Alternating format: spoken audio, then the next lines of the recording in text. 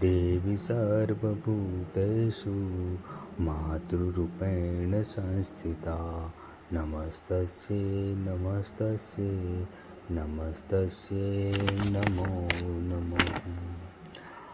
જ્યારે સૃષ્ટિનું અસ્તિત્વ નહોતું અને ચારે બાજુ અંધકાર જ હતો, ત્યારે મા કુષ્માંડાએ તેમના હળવા સ્મિતથી બ્રહ્માંડની રચના કરી. તેમના હાસ્યથી સૂર્ય, ચંદ્ર, તારાઓ અને સમગ્ર વિશ્વનો જન્મ થયો.